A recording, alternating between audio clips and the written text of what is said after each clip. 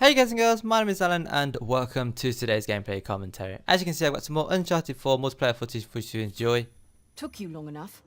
Yeah, unfortunately it has done. And basically what Nadine is saying is that I should have done this E3 review video a couple of days ago now, probably a bit longer than that. But unfortunately I have just been really busy. So anyway, I hope you're having a good Saturday so far. It's glorious weather in the UK so far at the moment. And while it's not great for gaming because my room is ridiculously warm and all my equipment is sounding so loud, like all the fans are running at max at the PS4, the PC. If I have my laptop on, which I've decided to leave off actually for the past few days because it's unbearable. Like having that many fans going off is so loud and so hot, it's just ridiculous. But anyway, I hope you're enjoying the warm weather. There is sort of a little bit of a respite for the football at the moment because the group stages have finished and the World Cup for some people starts officially now. Like the group stages is entertaining, but there are some teams that always get through, and England isn't one of those teams. So I'm glad to say that we have qualified for the next round. We have managed to reach the final round of 16, and basically so we have at least one more match to enjoy, and we do play Colombia. Now Colombia are actually a pretty decent side, and most of the teams have been performing quite well actually in the World Cup so far, which is one of the things I really love about the World Cup. Like teams that you don't expect to do well sometimes just really perform, and I guess it's something about being on a big stage or maybe representing their country at a World Cup or something. I really do enjoy it, and I love it when a small team or an underdog beats like a giant. And we've had a few instances of that over the course of this World Cup so far. And I won't call out any teams or anything because I'm not trying to badmouth anyone, but I just feel that there should be some recognition for these smaller nations. It's been really fun to watch, really cool. And as I was saying, that's one of the reasons why I really enjoy watching the World Cup. The other reason I've been busy is because I'm still helping my parents doing their garden renovations. I'm just doing the labour basically, just moving the stuff from the front of the house to the back garden so that my dad can do what he's doing with the patio. And it's coming along really nice actually. Might share a picture once it's done, but it's looking like it's shaping up really well. I think it's really cool that my dad's able to do this all himself. Like he's a really hands-on sort of person. He's got no training in this field whatsoever. Like he's not a builder or anything by trade, but he'll research it and he'll find out the materials that you need to use, and he'll just go and crack on himself. And obviously we're not building a house or anything. It's just a patio. It's just a little decking area. But he's doing it all himself. He's done all the research. He's got all the materials. He's ordered it all, and he's put it together. And as I said, it looks decent so far. And I'm excited for it to be finished. Probably going to christen it with a barbecue or something. Hopefully we get some decent weather when it comes to cutting the ribbon. Not there's actually going to be a ribbon. It's just well, I don't know. Maybe there will be a ribbon. Who knows? Maybe I'll put them on there and just get someone to cut the ribbon. Anyway, so down to the gameplay. There will be probably 2 matches of ranked TDM. That's what I'm currently playing at the moment. And the matches I've put in are actually in reverse order. So this match was actually played before the second match. And the reason I decided to do that is because the second match, I think, was entertaining from pretty much start to finish. As you saw earlier, I started the match off with a triple kickoff. Now, you don't get those very often. I mean, doubles you don't get very often, but triple, these people were just lighting as we get kicked in the face. It was amazing. And I would have clipped it, but I guess the rest of the gameplay is pretty decent as well, so I thought I'd just include it in this video. So I'll start things off with a cheeky little clip, and then the rest of the match is just pretty standard. But there are some decent moments as well, actually. You'll see some sections later on where I bait enemies and stuff, and it just works out really well. Now the other match, which was technically the first match but will form the second match in this video, started off a little bit slow, didn't do too well towards the beginning, and then towards the end I just picked up and turned it around, and so that's why I decided to include that video towards the end. How much of it I'm going to include depends on how much I'm actually going to talk during this video. I think I'm probably going to include most of it, to be honest with you, because there's a fair bit to cover, and as I was saying at the start, today's video is just going to be a continuation of what I've been doing over the past couple of weeks with my Uncharted footage, and that is reviewing E3 2018. And so today is going to be the turn of Microsoft. In the previous weeks I've done EA and Sony. I will link one of those on the screen now. I'll also link another one later on just so they're not so close to each other. Just before I get into that, there is a reason why I decided to pick ranked TDM as my gameplay for today's video, and that's because later on today me and Rudy are going to be competing in our first free to enter, granted, Fortnite tournament. And we're excited for it. Like, we've been practicing just dropping into squad matches, just duos, no fill, and we've actually been doing pretty well. Like, we've surprised ourselves. Like, last night we had a bit of a training session and we walked away with more wins in duo squads than we did in duos. It's mad. Like, I don't understand. Maybe we were just trying a little bit extra harder, but yeah, I mean, we're excited for it. And as I've been saying over the past few months, I want to get into sort of competitive gaming. Just want to try it out, just while I'm young, give it a crack. I think mentally I'm pretty sharp. I think tactically I'm pretty decent as well. I just need to work on, obviously, my gun skill and stuff like that, and that will come with time. The more I play, the more I get better. Well, hopefully the more I get better. I've been playing this game for nearly 9 months now and I still kind of suck at shooting. No, not this game.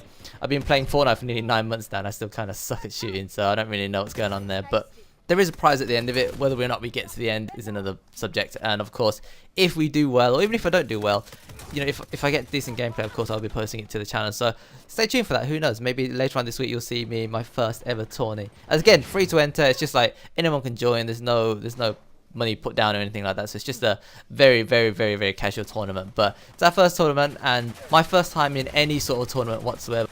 I've been playing multiplayer games for a very long time now, and I've always thought about entering one of these tournaments, you know, but I've never really found a team. I've never really put the effort into trying to find a team until now, and Fortnite rolls around, and obviously I met Rudy a few months back, and we play well together, so yeah, I figured why not give it a shot, and who knows, maybe I'll enjoy it, maybe we do well, that's the best case scenario, and maybe we don't, but it's just going to be an experience, right? So yeah, hopefully we do well, so wish us luck. I probably will be streaming it, so if you fancy tuning in, well, it's too late now. I probably won't be promoting this tournament too much because obviously it's our first try, but if we end up doing quite well, then obviously we'll try and enter more tournaments, and of course I'll be promoting those ones, so you can come and show me a little bit of support, and I'd appreciate that. Right, so I think I've wasted enough time talking about non-E3 related stuff, so we're just going to get straight into it. And as I said, today's video is going to be covering Microsoft, and I've already done Sony and E3 in the past. I was planning to do a Sony versus Microsoft in the previous video, but unfortunately I didn't have enough time to do that. So I did Sony last week by itself, and then this week I'm going to be doing Microsoft. So right, let's just get into it. Okay, so Microsoft actually covered quite a lot of stuff this E3, and as a neutral, I thought it was pretty good. I think the best way to describe it is if you're a big fan of Xbox and you like their exclusives, then it was pretty good E3 for you. However, if you don't own an Xbox, you don't really care about their exclusives, then it was sort of okay. I'm approaching it from that sort of angle because I don't have an Xbox, I don't really care too much about their exclusives, but I thought the E3 was actually pretty decent, and I'll give you my summary reviews at the end, but I'm just going to quickly run through the things that they talked about. I won't go into too much detail because as I said, they cover quite a lot of stuff, and if I were to do that, I'd be here for a very long time. But I made a list of the key highlights that they talked about and they showed at the conference, and so I'll just talk about those, and then as I said, I'll give you my review at the end.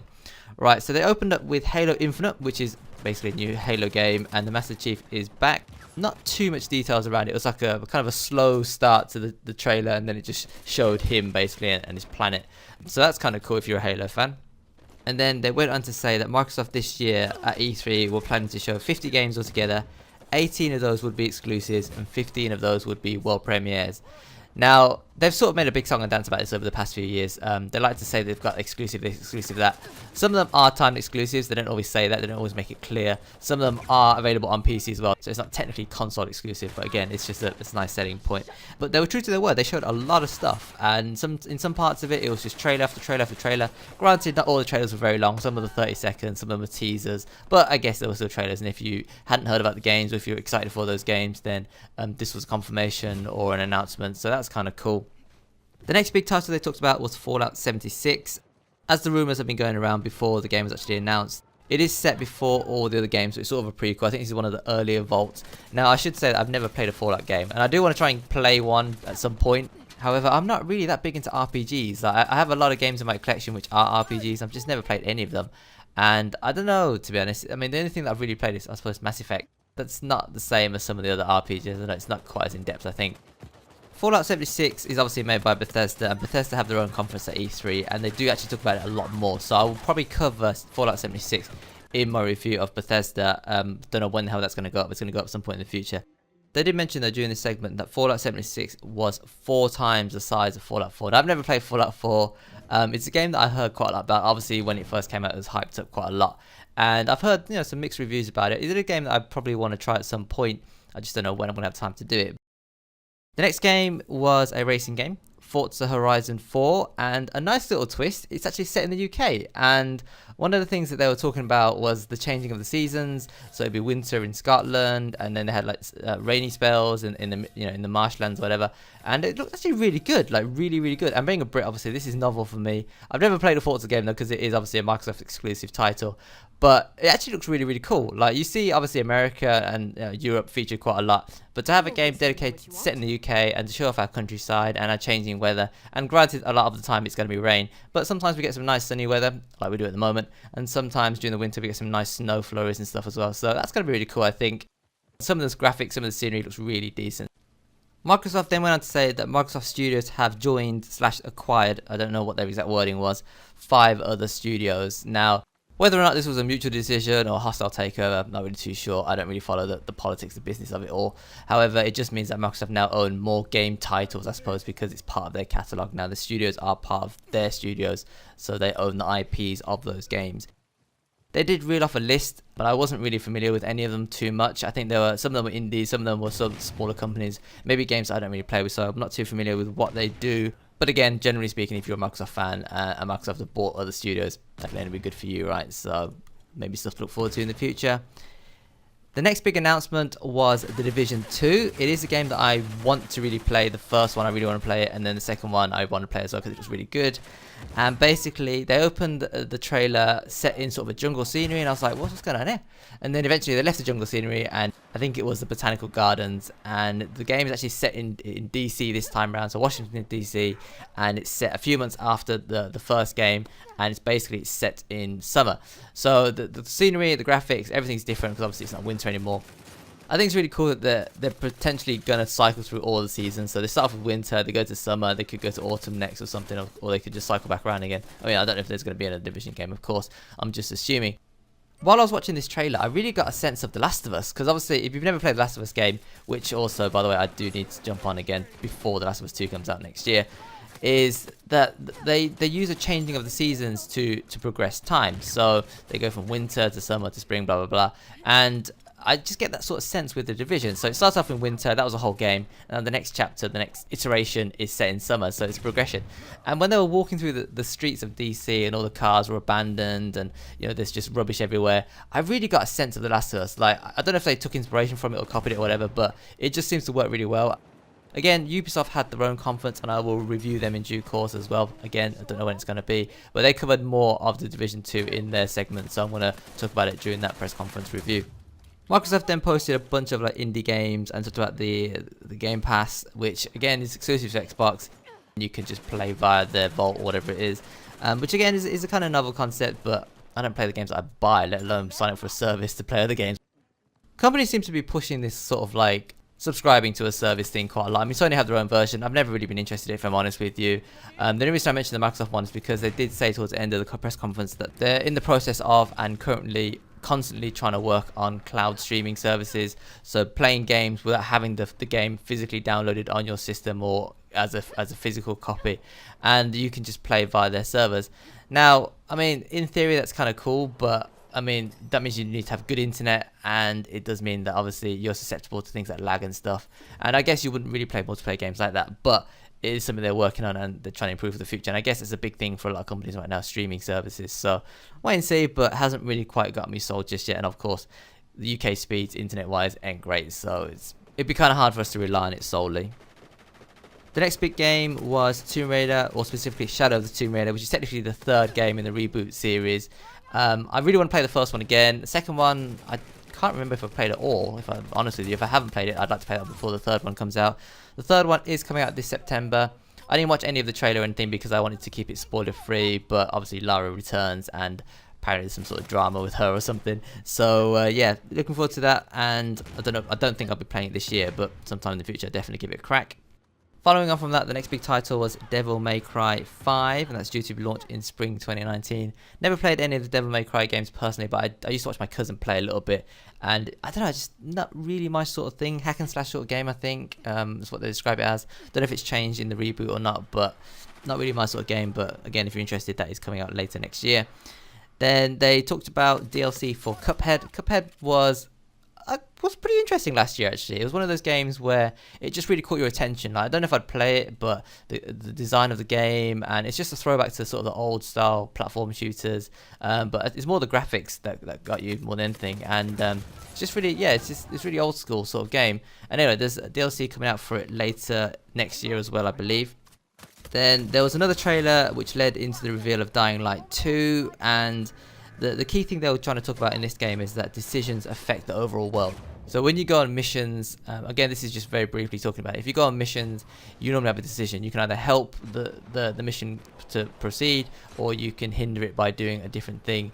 And if you do one or the other, it sort of has an impact on the real world, and that might impact the rest of your story campaign. Whether or not these decisions actually are meaningful stands to be seen. Again, I've not played a Dying Light game, so I can't tell you how much this differs from the original concept. They then went on to announce Just Cause 4. Now, I've never played Just Cause at all, but I remember Just Cause 4 being a free PlayStation Plus game one of the months, a few months back, and I've downloaded it, but I've not actually touched it at all. Seems to be just building on Just Cause 3, to be honest with you. Same sort of, you know, destruction capabilities. Obviously, the graphics might be improved slightly. Same character. But yeah, I've not played him, so I can't really state it. But if you're a big fan, then there is a new game coming out, and I believe it's coming out later this year, actually. The next big announcement, and this got quite a bit of a cheer, was Gears 5. So this is obviously the reboot of the Gears of War series. They've just called it Gears 5. I think the last year they had Gears 4. Was it the year before that? And I mean, yeah, again, that's a Microsoft exclusive title, so I've unfortunately not had the chance to play it. I'm actually quite a big fan of third-person shooters, so this is something I would probably give a try. But because it's only on Xbox, I'm not going to buy an Xbox. I could technically play it on PC, but it's a lot of effort. And then the final thing they talked about to close the show was Cyberpunk 2077, and this is a game that a lot of people have been waiting for. If I remember correctly, this game is made by CD Projekt Red, and they obviously make a lot of decent RPG games. The Witcher springing to mind, which again I've never played. I don't know, I have some of these games I have in my collection as well. I physically have them on my shelf, I've just never played them. RPGs, you have to sort of dedicate a fair bit of time into them, and I'm just not that sort of person. Which is kind of weird because I spend a lot of time playing multiplayer games like shooters and stuff. I play Fortnite like most days, putting a lot of time into that. And I've just never really settled down into playing RPG games. But it is something that obviously I want to do going forward into the future. And with my streaming as well on Twitch, maybe it is something I could start doing as part of my channel. But yeah, we'll just have to wait and see how we go. Time is just never there, you know, between work and life and stuff like that. So it's hard, but I guess I could be more organised and I could just cut back on more of my multiplayer gaming. Though I don't think that's going to happen if I'm honest with you. Right, so that was a very long video. My voice is very tired now, as you can probably hear. I'm off to get something to eat and then get ready for my Fortnite tournament later this evening. As per usual, if you enjoyed the content, consider tapping that like button. I really do appreciate it. And as always, if you've got any thoughts, to share me regarding anything you've seen today, whether it's in the gameplay or anything I've talked about, do let me know in the comment section below. What were your thoughts on the Microsoft press conference? Honestly, I think they probably did a better job than Sony, but that's because they just showed more stuff and Sony didn't show a lot at all, and some of the big titles they had they didn't really talk about. Having said that, Microsoft did show off a lot of their own exclusives as well, so if you were a big Microsoft fan, then you had a lot to watch and a lot to look forward to, that sort of thing. So I think on balance, Sony did lose out to Microsoft. As I was saying in last week's video, I don't think Sony had a very good showing this year, to be honest with you, and I'm a Sony fan, so I was a little bit disappointed to say the least. But yeah, I mean, I'm not biased, as you can tell. I give it as it is, and if they don't have a good show, then I tell you they didn't have a good show. So yeah, that'll do it for today's video. Hopefully towards the end of the week I'll have another E3 review video going up. During the week I'll probably have another Fortnite video going for sure. Either it'll be of the tourney that we're playing in today, or of the new game mode, which technically you can't play at the moment because they've taken it out of rotation because it's crashing the servers or whatever. But hopefully I'll get some footage of that and I'll post it to the channel. But yeah, so until next time, thanks for watching, thanks for listening, take care, and I will see you later.